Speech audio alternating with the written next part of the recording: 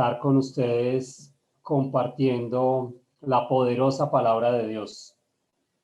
Como saben, entonces estoy predicando acerca de la primera epístola de Juan, el apóstol, el que escribió también el Evangelio de Juan y quien escribió también el Apocalipsis. Y vamos a continuar. Quiero invitarles a que vayamos a Primera de Juan. Y allí voy a darles un poquito de contexto para acordarnos en qué íbamos, qué hemos dicho, para volver a refrescar la memoria en estos primeros minutos y poder adentrarnos en lo que Dios quiere decirnos hoy, porque quiero que usted piense y diga dentro de sí, Dios tiene una palabra de Dios para mí. Hoy Dios tiene una palabra para ti, mi querido hermano de Aposento Alto Cota, que te tomas el tiempo y te conectas y recibes este mensaje de manera particular, de manera individual para ti. Entonces, en Primera de Juan, hemos estado hasta el verso 7. Voy a leerlo rápido y hoy vamos a dedicarnos a los versos 7 y 8. Pero vamos a leerlo rápido. Dice así el apóstol Juan: les anunciamos al que existe desde el principio, a quien hemos visto y oído. Lo vimos con nuestros propios ojos y lo tocamos con nuestras propias manos. Él es la palabra de vida. Él, quien es la vida misma, nos fue revelado y nosotros lo vimos y ahora testificamos y anunciamos a ustedes que Él es la vida eterna. Estaba con el Padre y luego nos fue revelado. Les anunciamos lo que nosotros mismos hemos visto y oído para que ustedes tengan comunión con nosotros, y nuestra comunión es con el Padre y con su Hijo Jesucristo. Escribimos estas cosas para que ustedes puedan participar plenamente de nuestra alegría.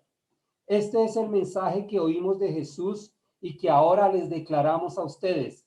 Dios es luz y en él no hay nada de oscuridad.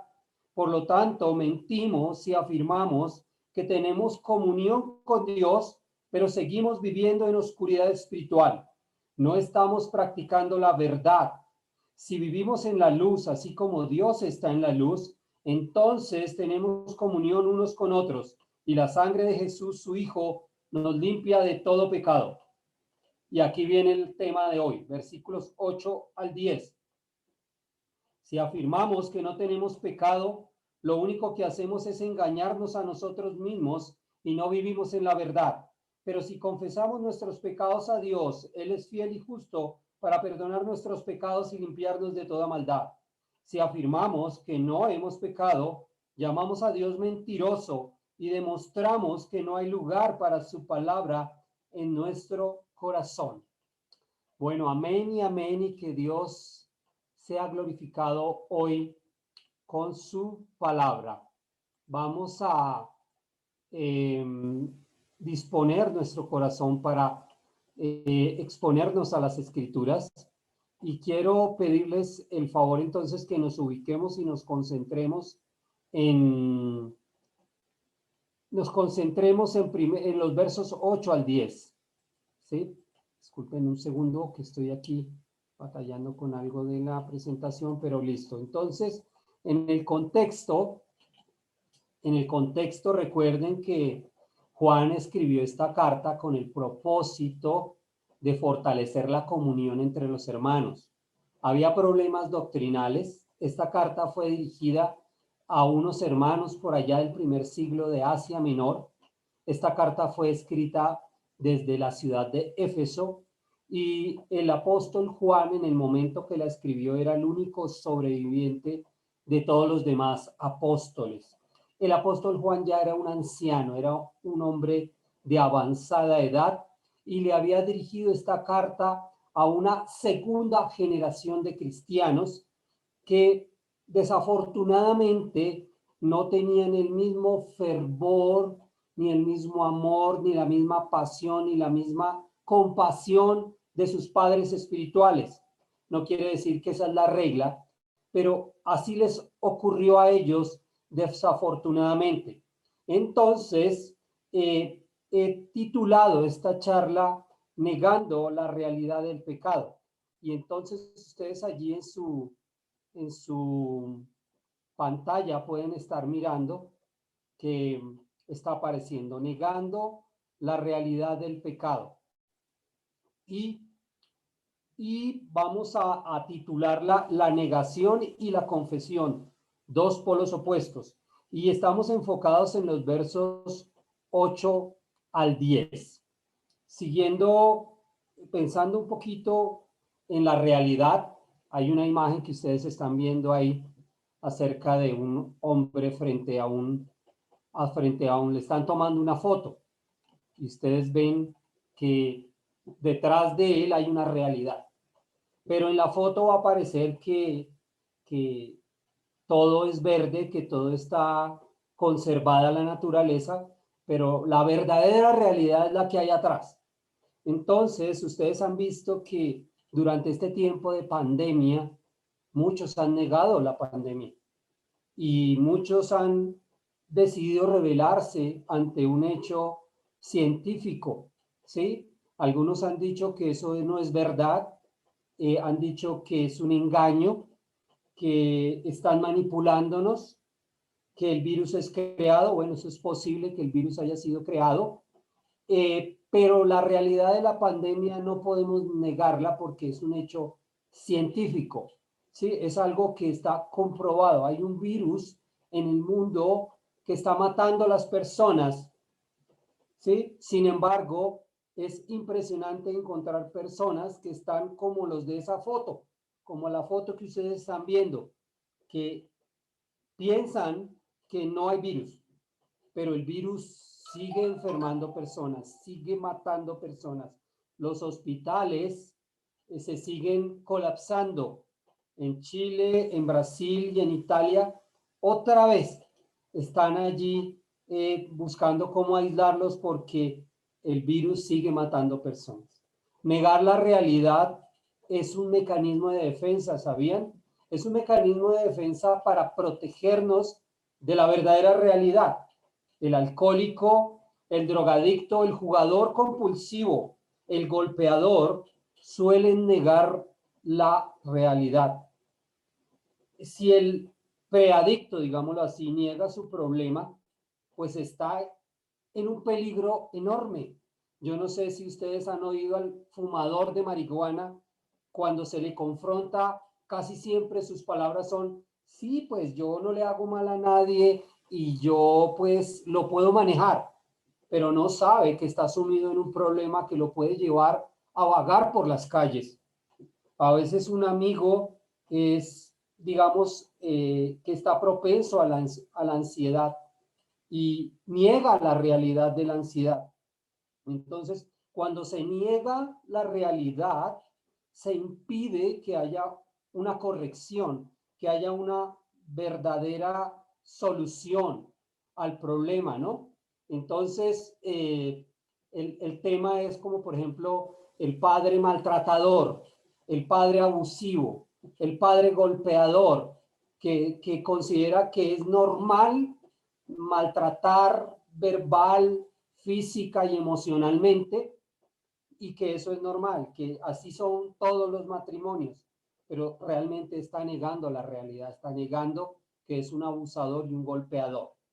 Hoy vamos a ver entonces tres facetas del pecado basados en Primera de Juan, capítulo 1, versos 8 al 10. Ustedes están viendo ahí su diapositiva. Y la primera que vamos a tratar tres. La primera es el pecado y su engaño. La segunda es el pecado y la confesión. Y la tercera es el pecado y la realidad. Ustedes ven que detrás de la imagen hay un blanco pintado, hay un blanco pintado con lo que uno juega a tirar dardos o a tirar flechas. Quiero decirles que pecado significa errar en el blanco, significa no dar en el blanco, no cumplir la meta gloriosa establecida por Dios. Entonces, volvamos a nuestro verso 8 de Primera de Juan, capítulo 1, y hablemos del pecado y su engaño. Dice el verso 8: si afirmamos que no tenemos pecado, Lo único que hacemos es engañarnos a nosotros mismos y no vivimos la verdad. Volviendo al contexto, recordemos que esta iglesia del primer siglo fue confundida por una doctrina llamada el gnosticismo.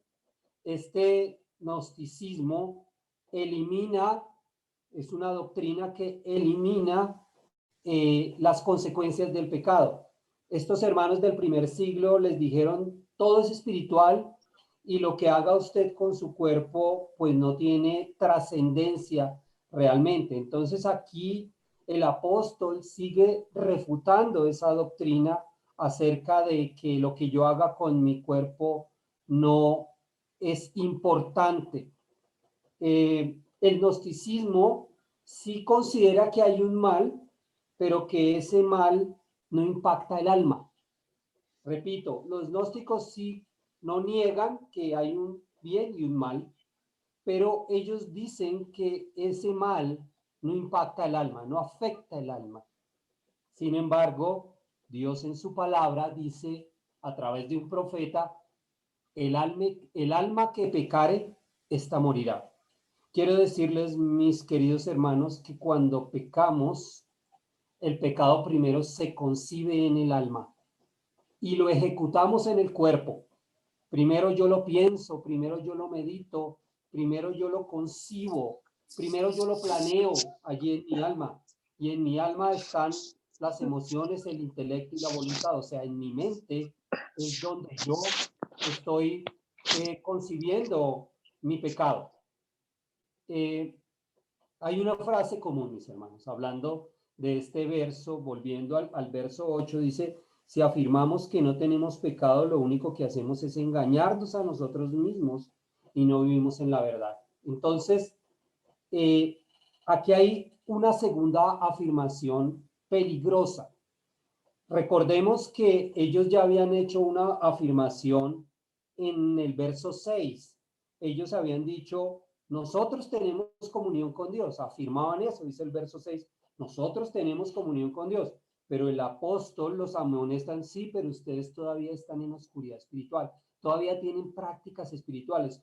Ustedes todavía hacen cosas oscuras. ¿Cómo es que tienen comunión con Dios? Entonces, ellos estaban confundidos en cuanto a qué era tener comunión con Dios. Ahora viene la segunda confusión, que es que decían nosotros no tenemos pecado. O sea, estaban negando la doctrina del pecado, estaban negando la realidad de que tenemos una naturaleza pecaminosa. Ustedes han escuchado una frase que se la dicen a uno en el colegio y en la universidad, que dice, el hombre nace bueno y la sociedad lo corrompe. Pero eso no es cierto. La verdad es que el hombre nace malo y corrompe la sociedad. Esa es la gran verdad. Pero esta primera declaración que les dije, el hombre nace bueno, eso es gnóstico. Eso no es bíblico, porque no hay justo ni aún uno. No hay quien haga lo bueno, no hay ni siquiera uno, dice la Biblia. Es decir, realmente el hombre nacemos con pecado en el corazón, nacemos con una naturaleza pecaminosa. Negarlo es algo impresionante.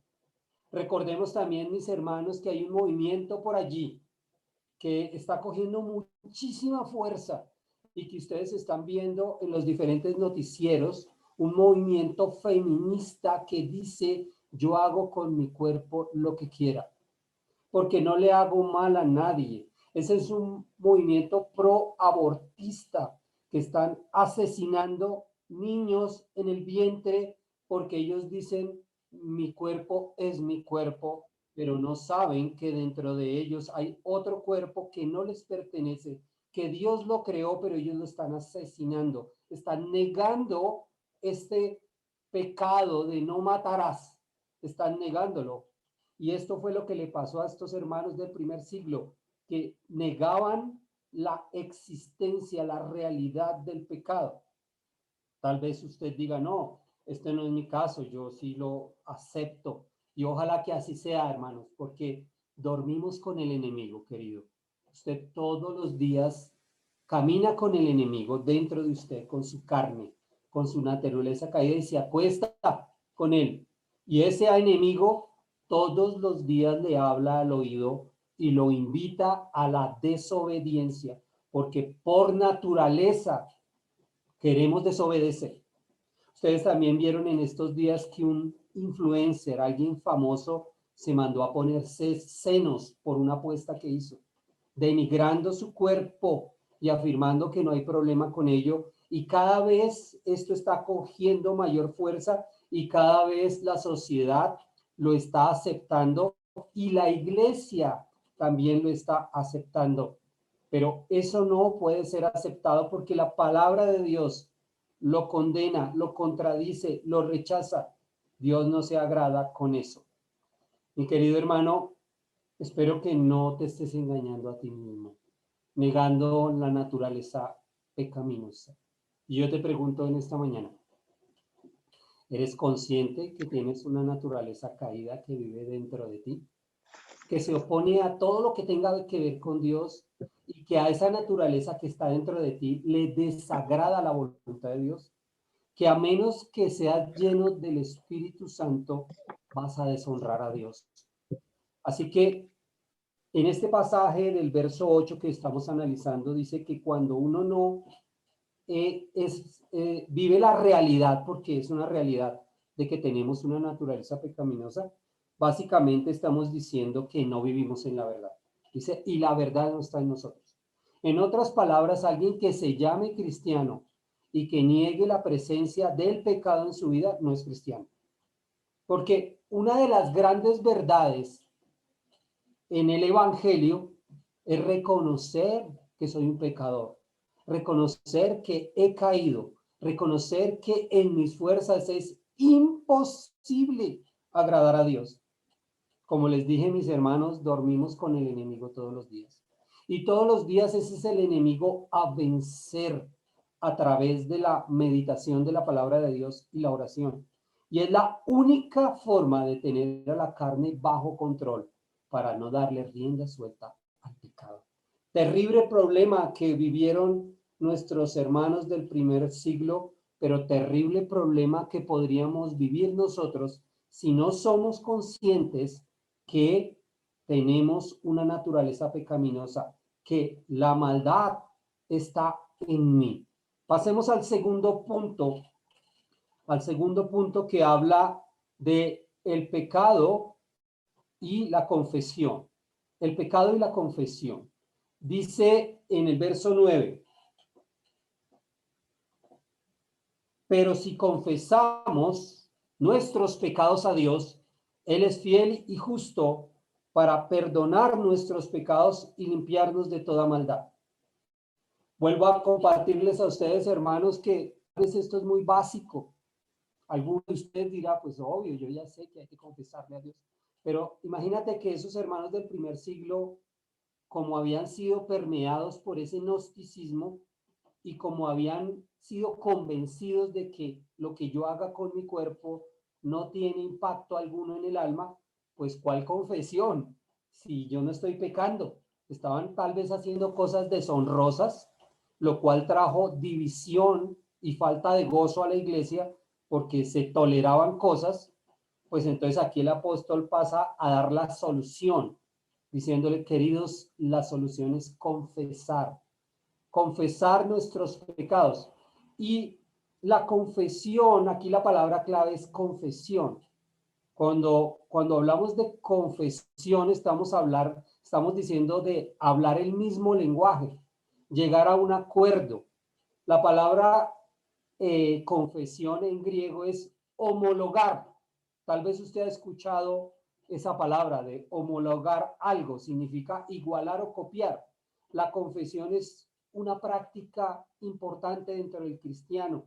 Es decir, cuando yo le confieso a Dios, me estoy poniendo de acuerdo con Dios. Le estoy diciendo, Dios, tienes toda la razón. Es que lo que estás diciendo acerca de mi pecado es completamente verdad.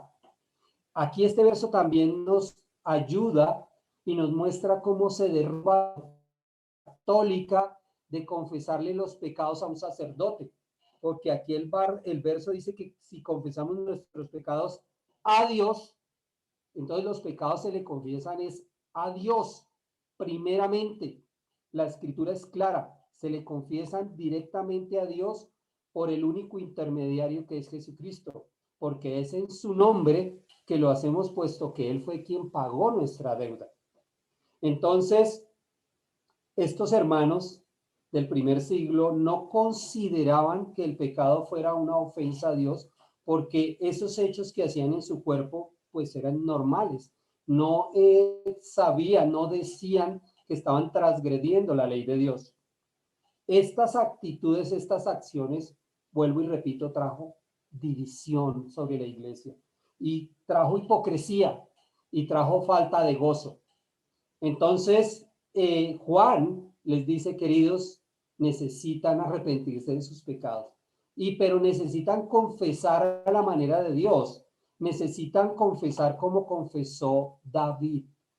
¿Cómo confesó David? Ustedes van a ver ahí una diapositiva que dice poniéndome de acuerdo con Dios. Ustedes recuerdan que David el rey pecó gravemente contra Dios. Él mintió, asesinó, traicionó y después de que pecó gravemente y trató de ocultarlo, finalmente él vio que la salida para la libertad y el perdón era confesar a la manera de Dios. Y mire cómo él dice, mire cómo es una confesión del pecado. He aquí un buen modelo para que tú y yo lo copiemos lo copiemos en nuestras oraciones diarias, porque pecamos todos los días. Dice el salmista, porque yo reconozco mis rebeliones y mi pecado está siempre delante de mí. Contra ti solo he pecado y he hecho lo malo delante de tus ojos, para que seas reconocido justo en tu palabra y tenido por puro en tu juicio. He aquí, en maldad he sido formado y en pecado me concibió mi madre. Si uno mira en estos 3 versículos, hay toda la doctrina del pecado, ¿sí? Fíjate cómo empieza diciendo el salmista, yo reconozco mis rebeliones, yo soy un rebelde. Mi pecado, él no está diciendo de vez en cuando, sino está diciendo, mi pecado está siempre delante de mí. Y mis hermanos, el pecado está siempre, todos los días. Vivimos en un mundo de pecado. Vivimos bajo una esfera donde Satanás está influenciando para pecar y tenemos una naturaleza pecaminosa. Así que el pecado está rodeándonos todo el tiempo nos está contaminando. Pero fíjese que cuando pecamos, dice aquí el salmista, contra ti solo he pecado. Fíjate que el primer ofendido es Dios. Cuando pecamos, el primer ofendido es Dios. Sabemos que él abusó sexualmente de Betsabé. No sé si usted había pensado en eso, pero el rey David abusó sexualmente porque él abusó de su poder. Él mandó a llamar a una mujer que no era su mujer y prácticamente la obligó a acostarse con él. Y fruto de ese pecado quedó embarazada de un hijo que perdió. Así que él sabía que con ese acto había ofendido primeramente a Dios. Y dice, y he hecho lo malo delante de tus ojos. Tú me viste cuando yo engañé a Betsabé, tú me viste cuando yo mandé a su esposo al frente de la batalla para que lo mataran. Tú me viste porque todo está delante de tus ojos. Y dice, para que seas reconocido justo en tu palabra. David sabía que en la Biblia decía, no matarás, no dirás falso testimonio. Y también dice, y tenido por puro en tu juicio. Es decir, si yo me muero, si tú me disciplinas, si tú me mandas una enfermedad, tú sigues siendo puro porque tú tienes toda la razón, porque yo he pecado. Todo esto pasó porque yo en maldad fui formado. Entonces, fíjate que estamos hablando de un tema súper profundo. Esta es la forma correcta de confesar los pecados a Dios. Tenemos aquí una magistral forma de confesar los pecados, porque el pecado está a la puerta. El pecado rompe mi comunión con Dios y el pecado rompe mi comunión con los hermanos. Y el pecado, cuando no se confiesa a la manera de Dios, genera división, trae enfriamiento. El gozo desaparece. Ustedes han visto, mis hermanos, que cuando atrapan a un ladrón o a un a un delincuente, a un convicto, casi siempre reciben rebajas de pena cuando confiesan el delito. No sé si han visto en las noticias.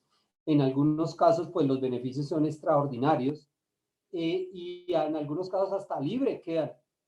Pues quiero decirles que con Dios no hay rebaja de pena, sino hay un perdón total. Cuando confesamos nuestros pecados a Dios, como Él dice que los confesemos, entonces Él no me va a rebajar un poquito la pena, no, Él me va a absolver, Él me va a perdonar, Él me va a limpiar y me va a dejar como si nunca hubiera pecado, porque para eso se derramó la sangre de Jesús. Mi querido hermano, ¿cómo te va con la confesión de tus pecados? ¿El pecado lo llamas por el nombre? ¿O eres de los que dicen, perdóname por el pecado que tú ya sabes? O tal vez eres de los que dicen, ay Señor, pero errar es de humanos. Y pues obvio que yo estoy equivocado. Querido hermano, todos los días nos ensuciamos con el pecado. Todos los que estamos aquí presentes en esta sala de Zoom batallamos con eso. De diferentes formas. Y la forma es llamarlo por el nombre, confesarlo, ponerme de acuerdo con Dios. Si fue mentira, Señor, perdóname por mentir. Si fue robar, Señor, perdóname por robar. Si fue por incumplir, Señor, perdóname por ser un incumplido. Si fue adulterio, Señor, perdóname por adulterar. Recuerden que Jesús dijo, cualquiera pues que mire a una mujer para codiciarla, ya adulteró con ella en el corazón. Escuché una vez a un predicador decir, si un hombre ve a una mujer una primera vez, una mujer con minifalda y mostrando un poco sus senos y se le atraviesa al frente, pues siga derecho. Pero si hay una segunda mirada, ya entró el pecado en él. Porque nos las vamos a topar. En este mundo a los hombres nos pasa eso. Pero si hay una segunda mirada, allí ya entró el pecado. Así que mis hermanos, confesar a la manera de Dios restablece la comunión con Dios y con los hermanos. Hagámoslo como Él dice para tener tranquilidad y paz en nuestro corazón. Vamos a nuestro tercero y último punto, el pecado y la realidad.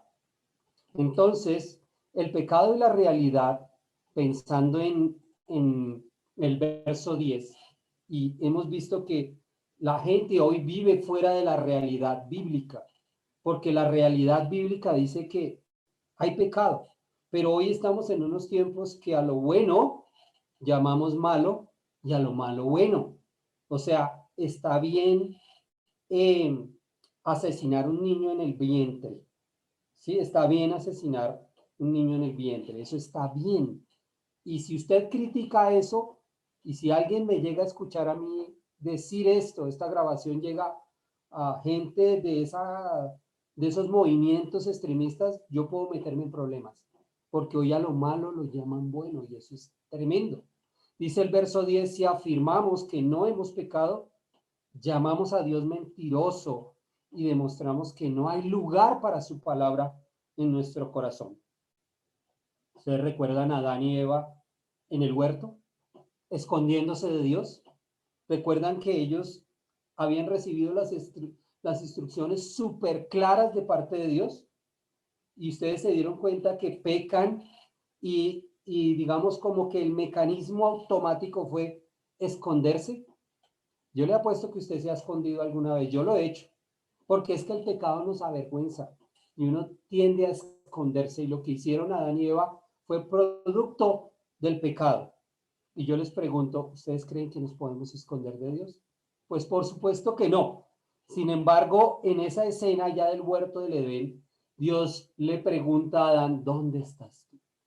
¿Sí? Es una cosa que uno dice, pues Dios ya sabe, pero era como ponerlos en evidencia de que habían pecado y de que estaban tratando de esconderse.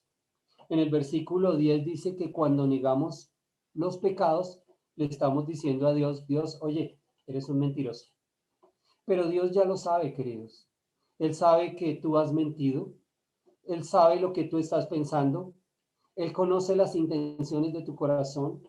Él no puede ser burlado, porque todo lo que el hombre siembre, eso también segará. Así que es perdón lo que voy a decir, es estúpido esconderse de Dios.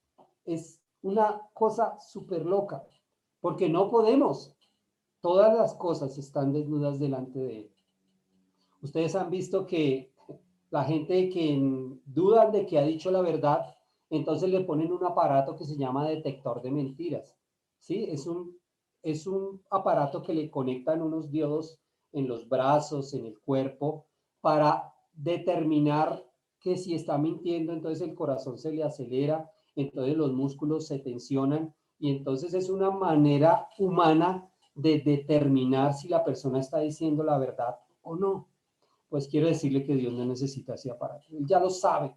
Dios ya sabe cuando yo estoy ocultando algo. Él ya sabe que yo tengo un guardado. Como hace 8 días nos explicaba Carlos Araque acerca de Acán, ese hombre que ocultó algo que robó y que finalmente salió a la luz y tuvo unas consecuencias nefastas porque murió él y su familia. Entonces, tarde o temprano, el pecado saldrá a la luz. Y yo te digo, querido hermano, pues que si tienes algo oculto, es mejor sacarlo a la luz que me lo saquen a la luz. Porque sería más vergonzoso y más penoso. Por eso aquí Juan nos dice que si confesamos nuestros pecados, Él es fiel y justo para perdonar nuestros pecados y limpiarnos de toda maldad. Aquí vemos un Dios tierno y compasivo que conoce nuestra debilidad enorme y nos da una excelente herramienta que se llama la confesión para ponernos a la luz, para no tener que pasar una vergüenza tenaz, porque te quiero decir que Dios no puede ser burlado. Tarde que temprano el pecado saldrá a la luz. Y ustedes verán una diapositiva que dice desnudos ante Dios. Tal vez la están viendo ya ahí. ¿Qué dice esa diapositiva con respecto al pecado? Dice, no hay nada, ojo a lo que dice ahí, no hay nada en toda la creación que esté oculto a Dios. Todo está desnudo y expuesto ante sus ojos. Y es a Él a quien rendimos cuentas. Tremendo, ¿no? A mí, yo leo eso y me asusto. Honestamente, me lleno de temor de saber que, pues, yo no puedo ocultarme, yo no puedo hacer como Adán y Eva, tratar de cubrir el pecado con unas hojas de higuera. No, no, no podemos. Estamos expuestos. Somos cristianos del siglo XXI. Estamos en el año 2021 y no podemos ocultarnos. Dios lo sabe todo. Dios sabe lo que yo veo por las redes sociales. Dios sabe lo que yo hago a escondidas. Quiero decirles una frase que leí en un libro que me aterró. Dice la frase, un pecado oculto en la tierra es un escándalo en el cielo. Porque no solo Dios nos ve, queridos, nos ven los ángeles, nos ven los demonios, nos ven otros ojos y estamos expuestos, queridos. Por eso es mejor ponernos a la luz, por eso es mejor estar a cuentas con Dios.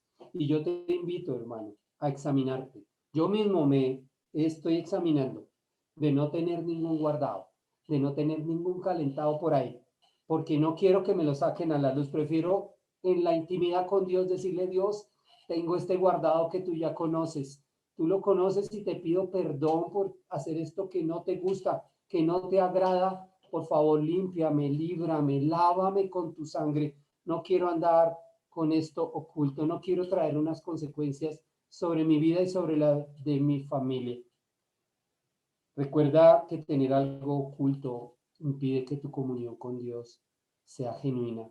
Y por supuesto, pues eso impide que seamos genuinos con los hermanos y que no nos convertamos en el drogadicto que niega la realidad de la droga o que nos convertimos en aquel que cree que matar un niño en un vientre no es asesinato. Pues nos puede pasar lo mismo de estar negando la realidad, mis hermanos. Que Dios nos guarde de vivir vidas ocultas, sino vidas a la luz, porque somos cartas abiertas y leídas por todos los hombres. Los invito a que oremos. Mi querido Padre Celestial, yo te quiero bendecir en esta mañana y te quiero dar gracias por darnos esta palabra de exhortación. A veces hay versos en la Biblia que nos confrontan, que nos cuestionan, que nos arrinconan, pero que lo necesitamos, Señor. Necesitamos tener buena comunión en la iglesia. Necesitamos que cada miembro, sin excepción, todos los días nos presentemos delante de ti con la suciedad de nuestro pecado para que tú nos limpies, para que tú nos laves, para que no tengamos ningún guardado, para que no te ofendas por tener vidas cristianas ocultas. Ayúdanos a vivir en la luz, a ser transparentes para tu gloria, para tu honra, porque para eso fue derramada la sangre preciosa de Jesús, para vivir limpios, para tener subyugada a la carne, para vivir llenos del Espíritu Santo, para que tu poderosa palabra, que es como agua pura, nos limpie. Señor, reconocemos como David que cuando pecamos, pecamos es contra ti, que tú eres el primer ofendido. Señor, que el pecado está delante de nosotros todos los días. Nos enfrentamos con él en nuestros pensamientos, en nuestro corazón, en nuestras actitudes egoístas, en nuestras rivalidades, en nuestras codicias, Señor, todos los días. Oh Dios de los cielos, pero tú nos has dado el Espíritu Santo y tú nos has dado tu palabra para que el pecado no nos domine y para que la gente pueda ver que Cristo Jesús ciertamente reina en mi vida, no por ser perfecto ni ser el mejor, sino por ser personas que estamos dominadas, pero por el Espíritu tuyo, Señor. Oh Dios, gracias por la iglesia de Aposento Alto Cota. No permitas que nadie viva, Señor, con alguien, con algo oculto y que tenga allí algo guardado que impida que disfrute de la comunión contigo, que disfrute de la comunión con los hermanos. Hoy te bendecimos, Dios de los cielos. Te alabamos y te exaltamos en el precioso nombre de Jesús. Amén y amén. Muchas gracias, hermanos. Gracias, Ricardo.